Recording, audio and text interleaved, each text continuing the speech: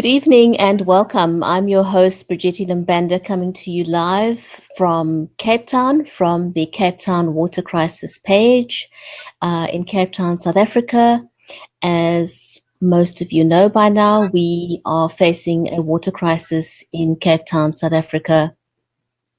I have a guest with me this evening, Dr.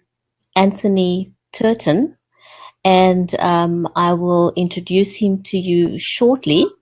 Dr. Anthony Turton, he's formally trained in decision-making under conditions of uncertainty and risk as a political scientist with 25 years of strategic level experience. Dr. Turton specializes in water resource management at corporate, national, and regional level. With demonstrated capacity to work in high-performance teams, his role is to integrate specialists from science, engineering, and technology with policy and strategy. He has pioneered the concept of water as a corporate risk, along with the development of methodologies to assess that risk, including an integrated water management plan supported by policy, strategy, and so he's currently being used to drive the notion of water as a corporate risk. So he's more than qualified to lead us in this journey into day zero and to help us find ways of how we avert day zero. So without any further ado, I'm going to introduce Dr. Anthony Turton. Anthony, welcome to the broadcast this evening, and thank you for taking out. I know your time is extremely valuable, so appreciate the fact that that you've made time for this. Thank you for joining us, and welcome. Good evening to you and to all of the listeners or watchers. Yes. Absolutely. If you don't mind, I want to respect your time, so I'm going to jump right into my first question to you. Since we're so close to day zero now, or facing it, or the fact that it's becoming more of a reality right now, we want to get some facts that will help us get through this. Can you explain the cost structure for groundwater versus desalination? Because there's kind of this tug of war. Which one is better? Is one better than the other, or do we need both? Okay, it's a complex question, so let me start off by answering that last part first. I don't believe it's a question of either one or the other. I think it's any viable solution for the city of Cape Town, and indeed in any other semi-arid area of the world, is going to always be a mix of a number of technologies. And I think it's in that mix that we find resilience. This is what the study of ecology tells us, that resilience comes from having diversity of something. So in the energy sector, we have an energy mix, and in the water sector, I think this crisis is going to take us away from the highly centralized one source option. Now let's start understanding the economics of this. There's a number of factors in understanding the economics of the different resources. And I think the simplest way to understand this now is, let's first talk about Economics 101. And Economics 101 will say that for any project to be viable in the water space, and I guess this is true whether you're making widgets or bubble gum or whatever it is that you're making, the larger the volume throughput, the lower the unit cost. So there's an inverse relationship between throughput and cost. To make a few, it's going to cost you more. To make a lot, it's going to cost you less per unit. And the second thing that's important is the longer the payback time, the lower the unit cost. And here we think of a motor car. If you go and buy, for example, a cell phone, or you go and buy a motor car, or you buy a house, each of those things are capital items that you acquire, and each of them has got a different financial solution. You will not buy a cell phone with a financial instrument that's going to take you 30 years to pay back. You're going to pay back in 24 months or maybe 36 months. you're not going to buy a house with the same instrument that you use to buy your cell phone. So the payback period is critically important. Now let's apply that to these two technologies. The two technologies we're looking at tonight are groundwater on the one hand and desalination on the other. So let's start off with desalination. Unfortunately, the way that the terms of reference were set up, either deliberately or not, I don't know. That's an open question right now. But the way that the terms of reference were set up deliberately defined a number of parameters that skewed the findings against desalination. How was this manifest? It was manifest by two things. Number one, it was said that there will be a lot of decentralized small units. Therefore, at no time would you reach that critical mass of a big enough volume throughput in order to make it viable. That's very, very important to understand. So there are lots of small little package plants. Each one's going to give a relatively small volume. Therefore, none of them can ever reach that sweet spot of efficiency. The second thing is that for reasons I'm told that were defined by the Public Financial Management Act, the agreement, the offtake agreement, could only be 24 months. So now you're buying a motor car using a cell phone instrument, using a cell phone payment instrument. So therefore, you're paying back a high capital cost in a very short space of time. And I've been told as a result of this that desalination costs come in at 40 Rand per cubic meter.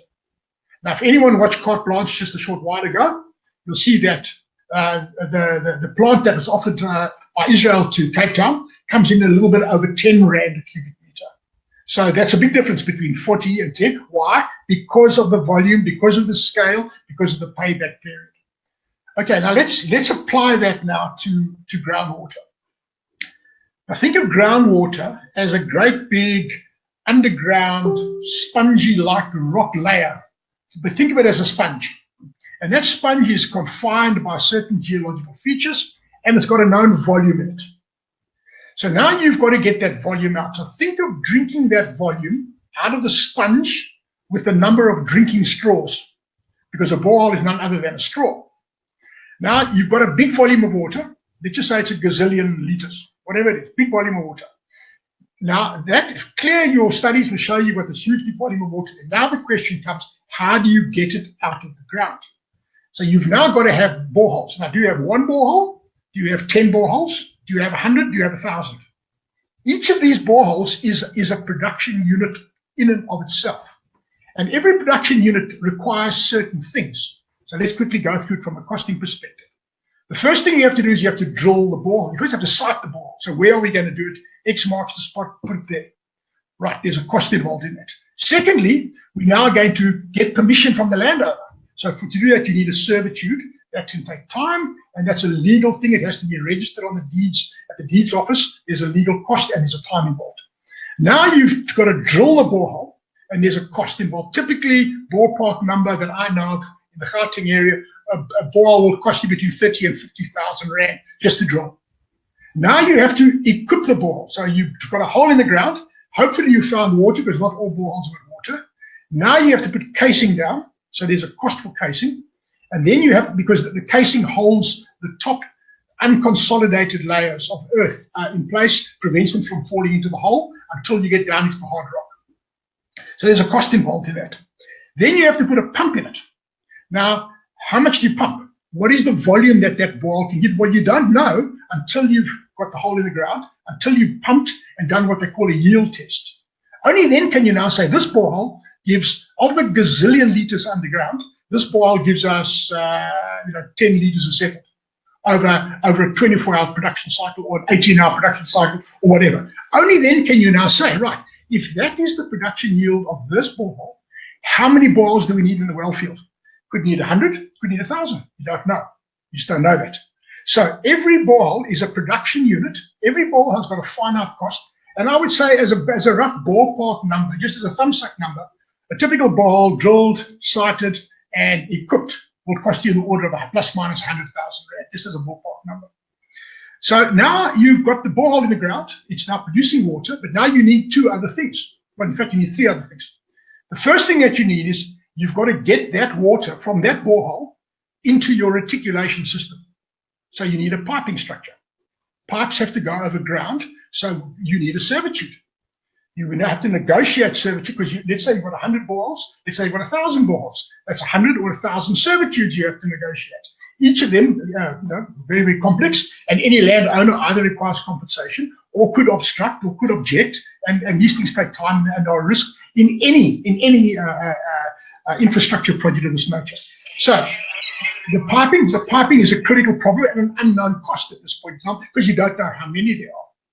Then the next thing that you need at the borehole is you've got to have energy because you've got to pump water. I hear that the first boreholes they put down, they hit water at about 55, 56 meters, so let's call it 60 meters. So you've got to have a pump that with a head that can yield at least six bars of pressure or 60 meters of static water pressure. That will enable you to just dribble the water out of the surface. It won't give you a gushing pressure. So you need energy. You probably need at least a 6, maybe an 8-stage pump. For that, each stage in a pump will give you approximately 1 bar of pressure, ballpark numbers. And so now you've got to have an energy source reticulated to every one of your 10, your 100, or your 1,000 boreholes. That, once again, requires a servitude, not necessarily the same as the pipes, because your energy source is going to come either from overhead power lines or it's going to come from underground cables. That, once again, is open to theft, cable theft, all these sort of things. These things take time. But the third thing that you need, because the water that you're pumping out the ground now, you've got a general understanding of what the quality is, but you don't have the specific understanding. And the specific understanding, every borehole will have a slightly different geochemistry, slightly different factors at play. And only once you've tested those can you now determine what treatment you need on the borehole. Now the cost gets interesting, because when you're going to treat that borehole water to make it comply with SANS 241 standard, that's the National Health Standard for potable water. So are you going to treat every single borehole individually? It can be done, very costly. Or are you going to bring that together in one treatment plant for a well field? That's another cost. Are you going to feed that water into the overall reticulation system downstream of the existing water treatment plant or upstream? Why is that important? If you feed it into your existing reticulation system upstream of the current water treatment plant, then that water treatment plant will treat the water for you, and therefore the cost will be low. If you have to feed it into the system downstream of the water treatment plant, it means that effectively you've got to create a new water treatment plant. And these things could cost tens of millions of rand. In fact, sometimes hundreds of millions of rands, depending on the scale and the size of these things. All of these are cost factors. So in order to be honest and to inform the public in a way that they can make an honest decision, we need to insist that the city gives information on the 3 sources of water. And here we're talking about groundwater, we're talking about desalinated water, and we're talking about water recovered from waste. All 3 of those sources of water must be reduced as a cost per kiloliter, and then put on a spreadsheet table that says payback time over 2 years, over 10 years, over 20 years, over 30 years, to get the different numbers. And of those, I haven't seen the final numbers, but the numbers that I have from more than one source now, confirmed tonight by the carte blanche piece, is that it is quite easy, quite conceivable. If you get the 30-year payback, it's quite conceivable to get your desalination water down to below 15 rand a cubic meter, way below 15 rand a cubic meter, which is the current cost of alleged current cost of groundwater. But the current cost of groundwater, as they're currently reporting it, does not report the actual cost of all the different pumps, all the different pipes, all the servitudes, all the power sources, all the water treatment plants. It completely externalizes all of those things. So those factors have to also all be brought in. And we have to compare an apple with an apple. And we have to have the fully internalized costs of all of the treatment of groundwater, along with the internalized cost of desalination water, because desalination water, the plant produces as an output SANS 241 quality water. It doesn't have to have an additional plant to produce it. It produces that as a fund. So I hope I've answered your question on the economics of it. Yes, you have. Thank you very much for that. detailed explanation. I promise not to bombard you, but I mean, these things are inherently complex, but it's important that we just understand. We've got to understand that to inform the public that doesn't know about these things, this is a specialist field. The public has to understand these things in a way that the public can understand it. They have the right to know. And until such time as these complex things have been reduced to a way that the public can understand them, it means that the decision maker also doesn't understand it. Excellent. Can I ask you also, can you explain why the full life cycle costing is essential to get a true cost of each option? Yes, full life cycle costing is a concept that has been around the engineering domain increasingly over the last decade or so. Prior to that, the full life cycle costing wasn't done. And the full life cycle costing takes into consideration the full life cycle of a project, from the start of the project to the commissioning to the final decommissioning of that project. And full life cycle costing is when you internalize all of those externalities. And I'll tell you where it's played a very important role. And it's applicable to this conversation, but at another level. The coal lobby in South Africa has been very successful at maintaining a stranglehold on the energy sector by externalizing their costs, by not adopting a full life cycle cost structure.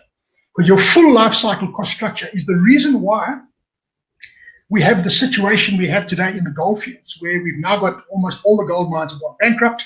All the externalized costs are now manifesting as constraints to future development and are now a problem. So someone else has to pick up the baby. Someone else has to come and clean up the mess. Now, the full life cycle costing will internalize all of these different things and will enable us ultimately to say, over a 30-year reasonable lifespan of that machinery, of that equipment, this is what the net present value will be, because your financial analysts will model that. They will say, this is the net present value, and this is the discounted cash flow over time. And by doing that, they can give an honest and transparent cost per unit of water. And you will find that it is way below, way below the current numbers that have been thrown around. So until such time as we have full life cycle costing on all of these different technologies, we are not going to be able to compare an apple with an apple. We're going to be comparing an apple with a banana, and we're never going to get the answer. Thank you.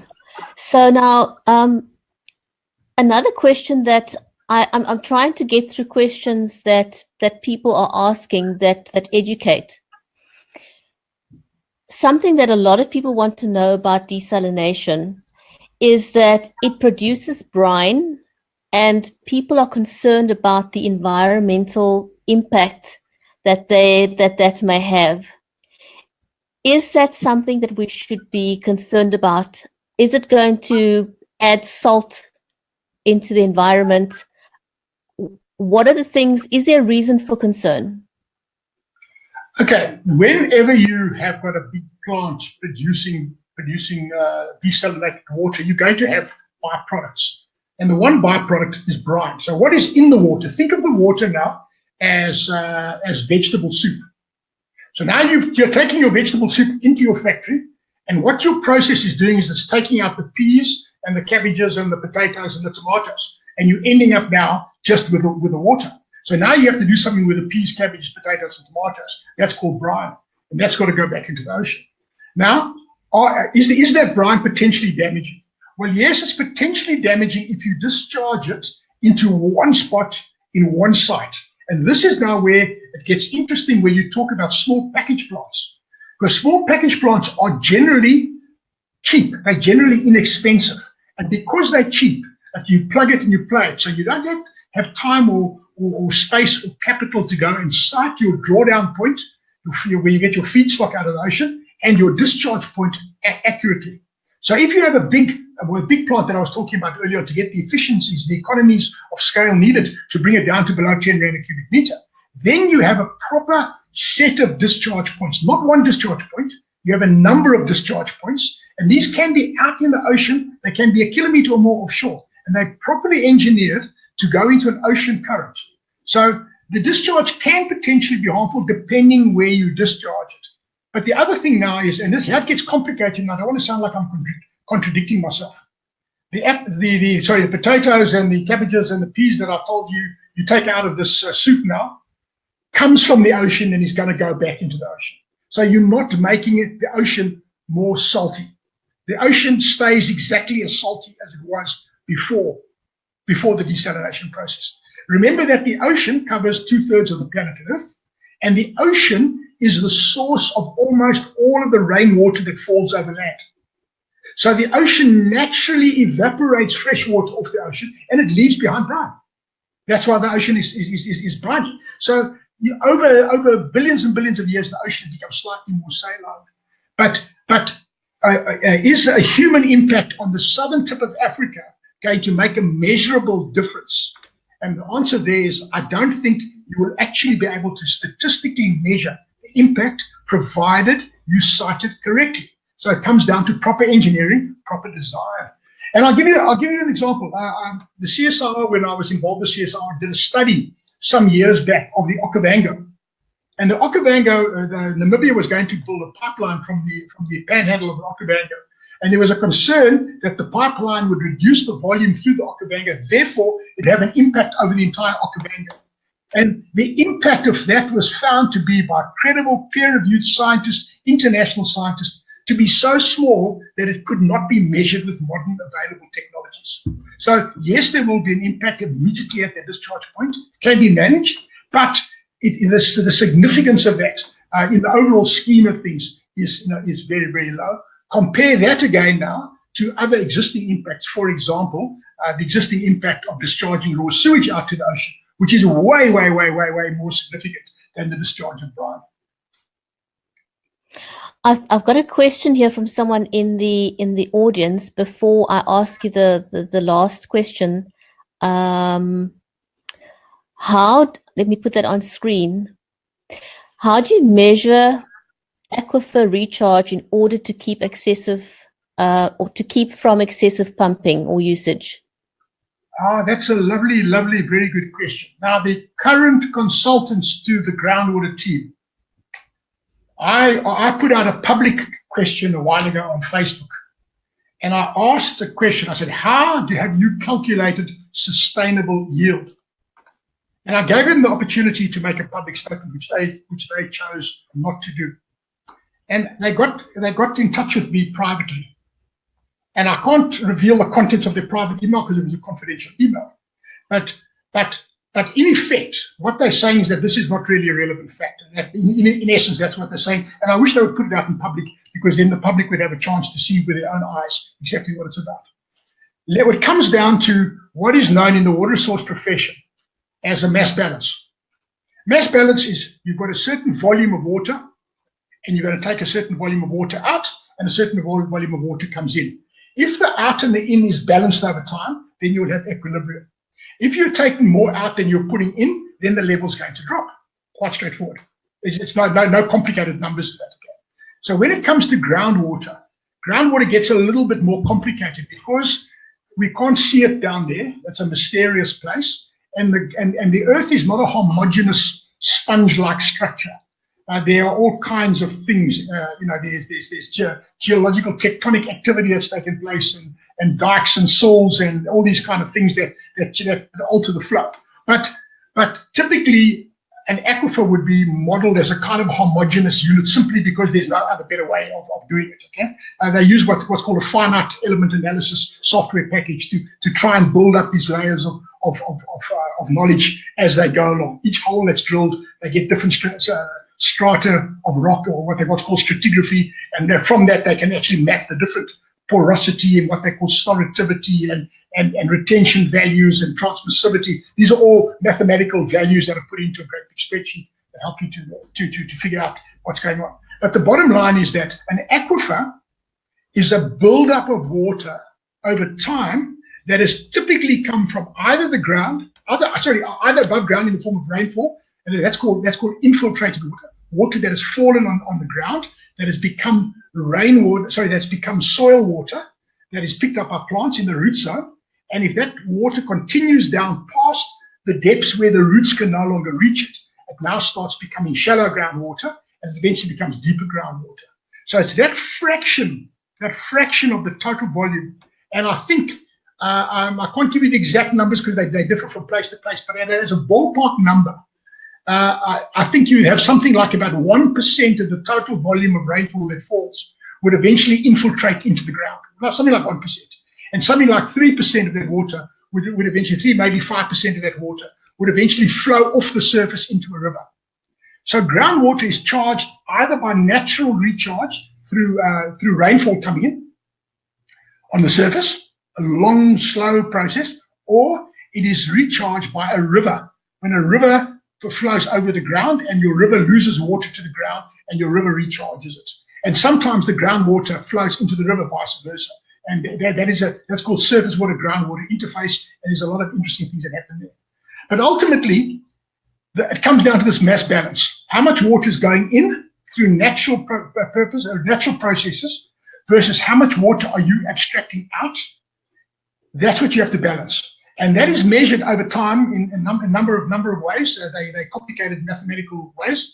But ultimately, unless you balance out what you take out, and unless you put in roughly what you take out over time, you're going to slowly draw that aquifer down. Now, you can do that for a short period of time, for a few years, maybe even a decade.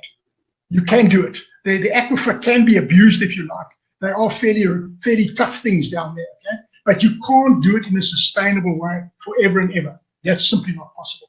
So ultimately, as a crude number, the water that you take out, that you're pumping out, that you will know about because you would have a meter on every borehole, that volume of water has to go back in some form, either natural rainfall, natural stream flow, or you would have to actively charge that in what is known as managed aquifer recharge or aquifer storage and recovery.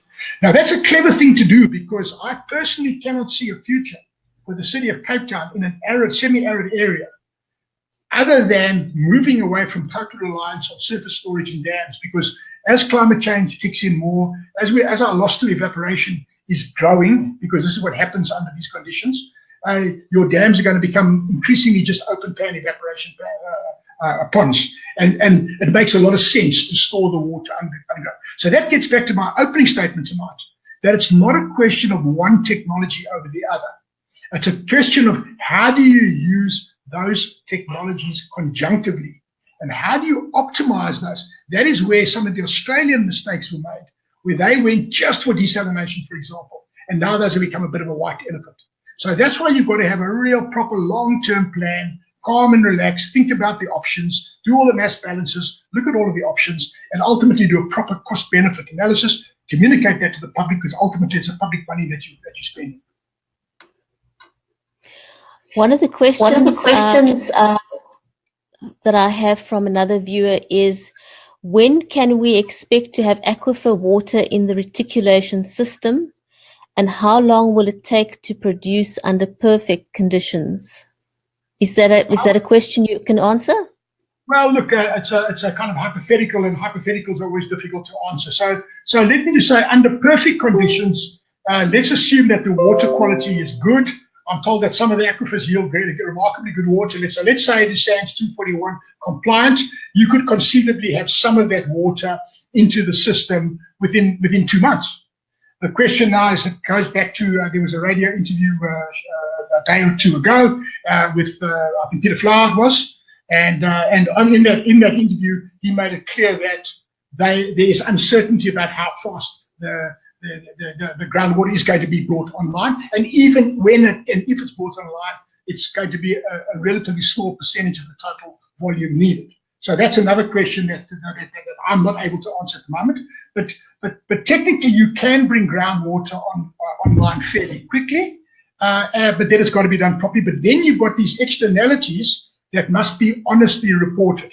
The cost per borehole, the cost of the number of motors, the number of pumps, the number of cables, all of those things that I spoke about earlier on also have to be reported. You can't conveniently forget about that and say, oh, the borehole costs 50,000 rand to drill, 50,000 rand to cook, 100,000 rand for the borehole. That divided by the volume coming out of there is the total price per cubic meter. Doesn't quite work like that, because you have other externalities that you also have to consider. So once again, your full life cycle costing methodology would enable those numbers to be honestly captured and reported in the public interest.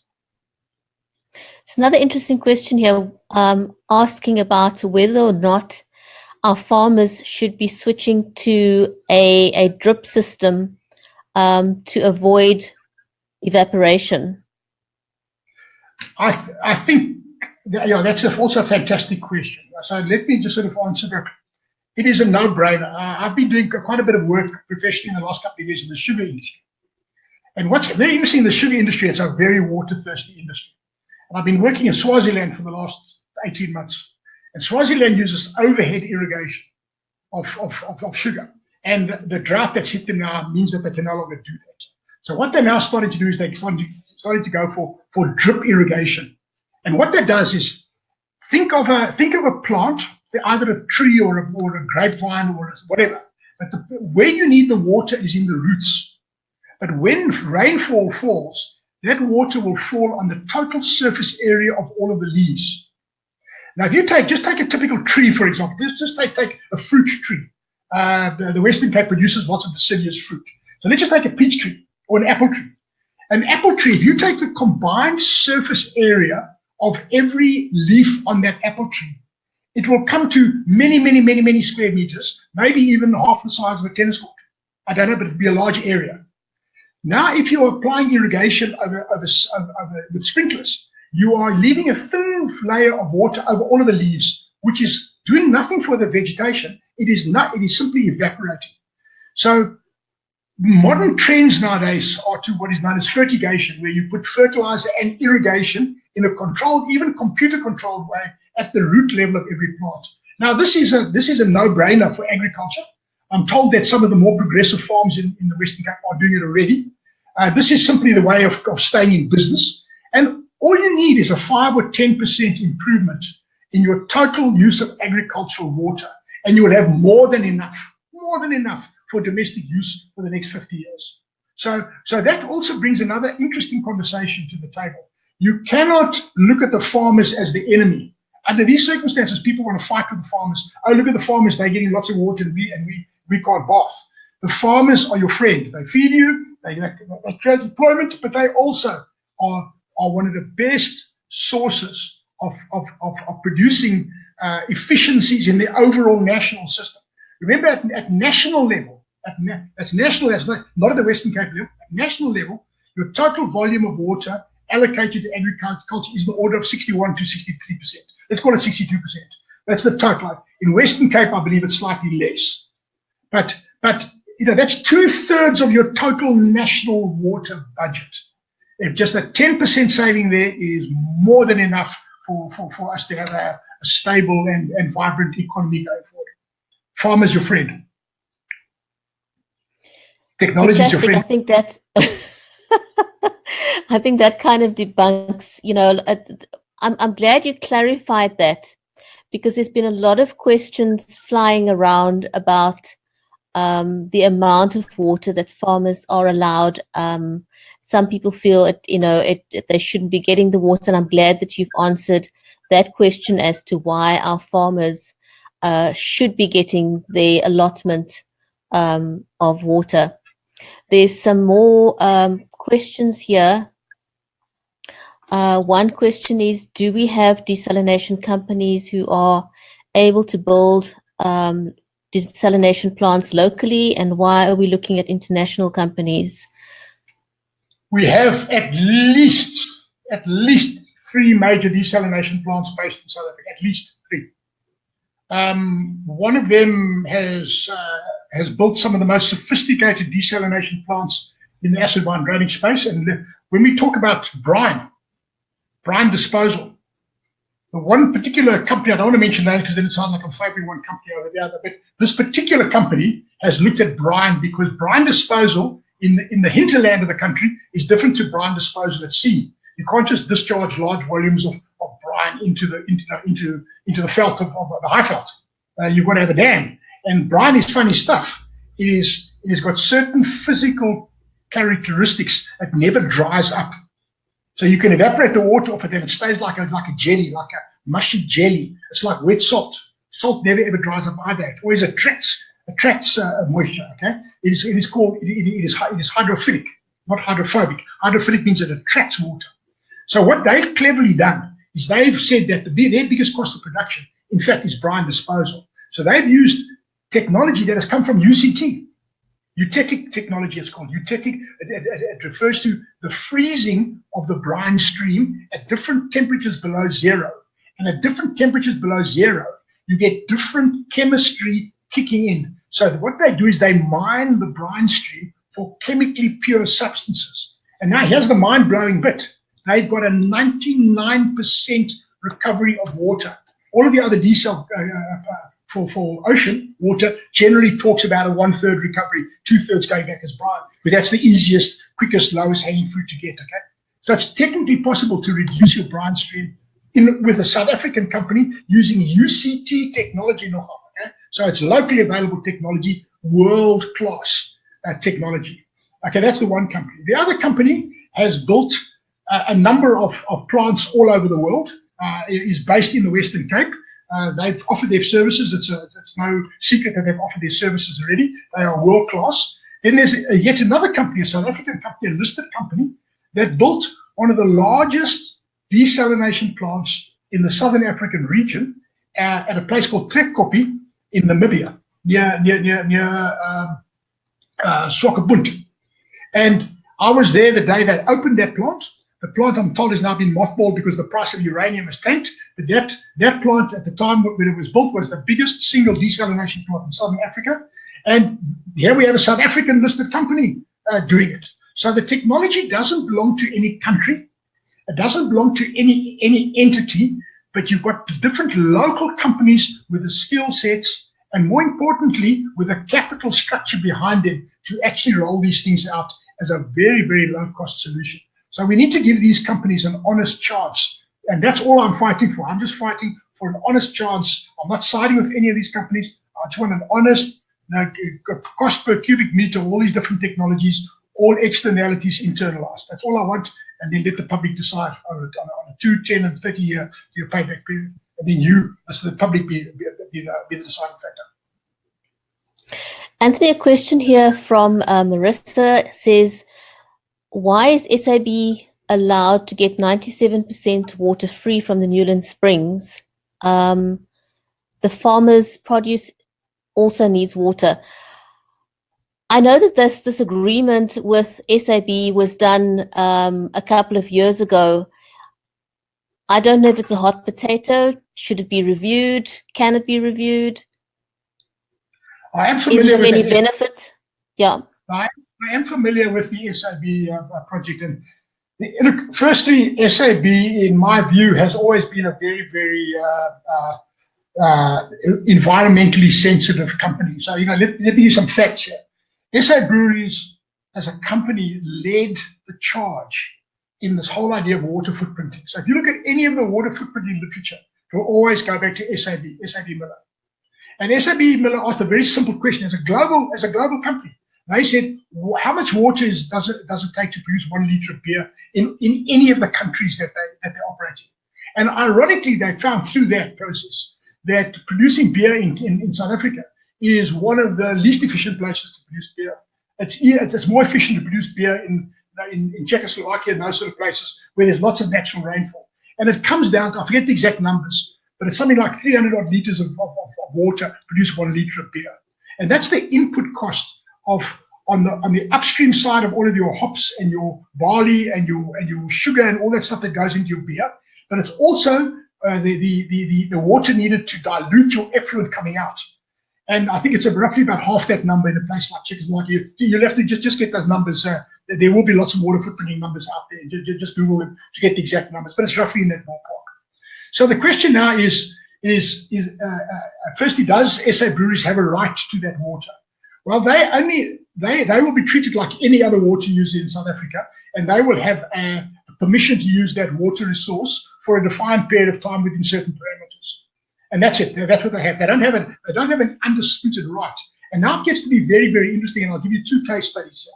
The one case study was in one of the provinces in India, one of the states in India, where there was not Tamil Nadu, I forget the name of the state, I think of the name now.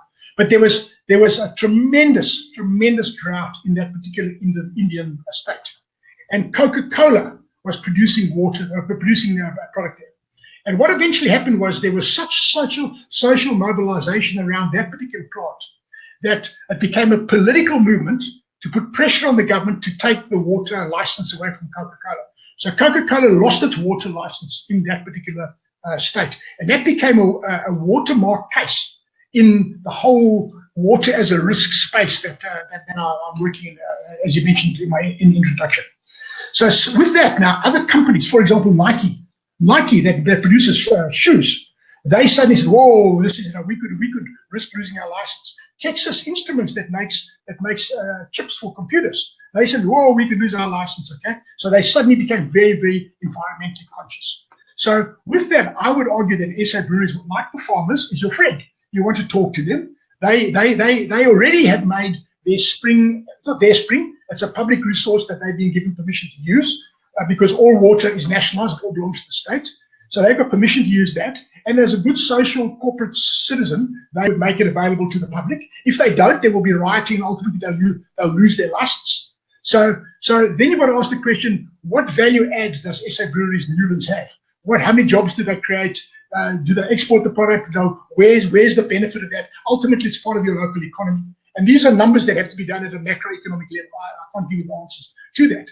But ultimately, all of your water users are producing an economic output that is of value. They're paying taxes somewhere along the line. They're paying for infrastructure somewhere along the line. They're employing people. So they're not necessarily the evil people. And it's a question of structuring your conversation with them. And let me just throw in another interesting thing here now. I was in lunch this last week with the chairman of a big multinational corporation, and he told me something very interesting that I'm going to be writing about very soon. So let me give you a sneak preview about this. He works at global level, and with my hat on as the editor of the Journal of Water Policy, the official journal of the World Water Council, I've also got a reasonable global view of water policy related matters. And what he said suddenly struck me as being very vitally important for what's happening in Cape Town right now. So let me share what he said to me. He said to me that the strange, bizarre thing in South Africa, and he can't understand it as a foreigner, he said to me, why is it that the unit cost of water is so high in South Africa for individual consumers, for private people, for Joe Blogs, for you, the final end user? Why is it that the individual has to pay such a high price for water on the one hand, and yet your industrial and bulk users have to pay a lower price? And he said to me, everywhere else in the world, it's the other way around. And then he explained why that's important. Because you're seeing it now in all of the protest action taking place in Cape Town. People have saved as much as they can. They're starting to take baths in protest now. People cannot bath less than they're bathing. They cannot flush the toilet less than they're flushing at the moment. You can't squeeze blood out of stone. You can't expect those same people that are saving now to now go and pay a punitive tax for having saved. The economics are screwed up. So the way he explains it, I'm going to hopefully explain it correctly now to you. If you have a higher tariff for industrial users, you now make their production cost that much higher. Therefore, you incentivize them to become more efficient and to recycle or reuse or reduce. And if you just get a small saving in industry, you're going to have more than enough saving for your domestic consumption. So, in other words, by pricing the water the way we do in South Africa, we penalize the individual consumer that is being a good, honest citizen that is trying to save. We're saying, you've saved, thank you very much for saving, we're now going to slap a big tax on you for having saved. That's a disincentive. So we're going to see, I think, coming out of this Cape Town crisis and this whole backlash, public backlash against that drought tariff is probably going to become a national movement, I would think, over time. And it's going to eventually force, I think, and I really hope it does, it's going to force a logical rethink of the way that we price water in this country. Because we're pricing water in a way that incentivizes bad behavior. And we cannot afford to do that post post day zero. I'm going to take one last question from the audience. Quibus Conradi asks whether we should not be bulldozing our dams and making them deeper and flattening them out to eliminate the pockets of water and create channels to get the water to the extraction points. Is that a possible solution? Not a short-term solution anyway, but it comes down to considering that? It comes down to the simple old engineering thing of a cost-benefit analysis. What is the cost of moving the earth versus what is the benefit that you get out of it? And you see, you try those things when it's when you have a drought. You can do those things. And I've heard of some farming communities up in the Stellenbosch area that have done just that. They've evidently at their own cost, they've deepened their dams, etc. And evidently they're doing quite well at the moment now. So, to the best of my knowledge, it is not economically viable to do that because the volumes of earth are just too big. But I mean, that's an open debate from a mainstream water resource management perspective. It's not done simply because the cost benefit doesn't stack up. I've also seen some mention in various social media about canals to channel water into dams. This is a misnomer. Canals do not channel water into a dam. Rivers do. So water will flow off a mountain, to flow off the natural flow paths wherever it falls as rainfall. It will go through a wetland and eventually into a little stream and eventually into a river. And that's called a catchment area or a watershed, and that will eventually end up in a river. So rivers fill dams, not canals. What you can get is feeding out of a dam. You can get an irrigation canal taking water out of a dam. So that takes water out of a dam, not into a dam. So we also need to get that right because I've seen some people talk about they visited some dams and the canals are overgrown and they haven't got water. Well, of course not. There's a drought on the go, and if there's a drought, there's no rain. There's no water flowing. And canals take water out the dam, they don't put water into the dam. And this is a very important factual issue that we need to clarify. Thanks, Anthony. There's one more final question I'd like to ask you because I hear this a lot in social media. With regards to the springs, a lot of the water is flowing into the ocean. I know there's a lot of controversy at the moment. People are saying, you know, why is water not made available from the springs 24/7? Why don't we get access all the time? Because that water is running away anyway. So the water that's running into the sea, is that water wasted? That is a fantastic question. In fact, I engaged in social media somewhere today just on that very topic. So I'm going to repeat what I've said there. Okay. Human beings have profoundly impacted the natural hydrological flows. If we had not built dams, etc., we would not have human civilization as we know it today. Civil engineering is called civil engineering because we build civils. We build civilization with civil engineering. It comes from ancient Rome, the first time that they could have people living together in a way without disease by bringing water into the city, the growing city, by aqueducts and taking it out into the river as sewage. That's what they did in Rome. So water flowing into the ocean is not wasted, not by any stretch of imagination. If you take a holistic view of it, the ocean is part of a global ecosystem. And the global ecosystem is about flowing temperatures, flowing water, flowing nutrients over land, through space, etc., through space and time. So water flowing into the ocean performs a lot of useful functions. And in fact, somebody this morning engaged with me on social media about brine discharge in the Sedgefield area, saying that brine discharge was causing a tremendous impact in that area.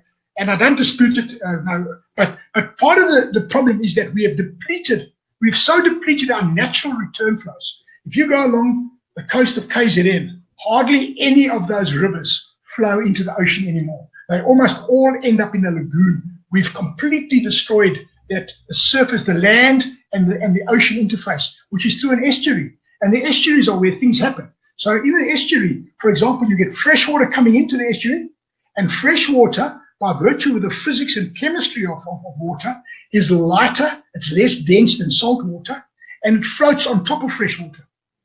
So in an estuary, you get what's called a saline wedge. That wedge moves back and forward. If you think of an estuary here, and think of this wedge, a saline wedge. This is the ocean here, because your salt water goes underneath your fresh water. Fresh water floats on top of the salt water.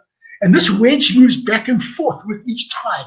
So at any point in a functioning estuary, at some time you'll have fresh water, at some time you'll have salt water. And it's that alternation of fresh and saline that actually drives a lot of ecological processes. So when we talk about stopping every drop of water flowing into the ocean, we are now talking about ultimately destroying your spawning sites, etc. I was working in about the last 3 months ago. I was working in Australia, up in Queensland, in Australia. And what's interesting, on the whole western coast of Australia, you get these rivers, relatively short rivers, that are flowing into the ocean, onto the Great Barrier Reef. And because of all of the interaction of agriculture and mining inland, the flood pulse of these rivers has been altered, the nutrient quality has been altered, and one of the problems now is that the Great Barrier Reef is now starting to have all kinds of ecological problems. So bottom line is that water is not wasted.